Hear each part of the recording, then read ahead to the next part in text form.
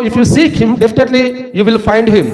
నువ్వు నిజంగా విశ్వాసం దేవుని వెతికితే ఖచ్చితంగా ఆయన నీకు దొరుకుతాడు. And if you knock the door, he would like to open for you. నీవు తలుపు తట్టితే నీ కొరకు ఆయన తలుపు తెరవడానికి సిద్ధంగా ఉన్నాడు. So that is why, as we see, God is ready to, to face you or to be found by you. Then what is the problem to seek God in our life? దేవుడు నీకు దొరకడానికి సిద్ధంగా ఉన్నప్పుడు దేవుడు వెతకడానికి ఉన్న సమస్య ఏంటి? Our God is available 24/7. If you pray, if you cry unto him. నువ్వు దేవునికి మొరపెడితే ఏడిస్తే 24 గంటలు కూడా నీకు అవైలబుల్ గా ఉంటాడు ఆయన. That is what David says. అదే దావీదు అంటున్నాడు. Because you are the prayer answering God. నువ్వు ప్రార్థన వినే దేవుడవు. You are the living God. నీవు జీవముగల దేవుడవు. You are the loving God. నువ్వు ప్రేమగల దేవుడవు. You are the one who cares for me. నీవు నా కొరకు జాగ్రత్త వహించే దేవుడవు. You are the one who comforts me. నువ్వు నన్ను ఆదరించే దేవుడవు. You are ready to heal me when I go through such a wounds in my life.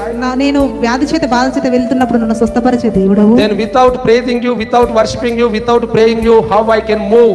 మరి నిన్ను స్తుతించకుండా, నిన్ను ఆరాధించకుండా, నిన్ను గణపరచకుండా నేను ఎలా ముందుకు వెళ్ళగలను?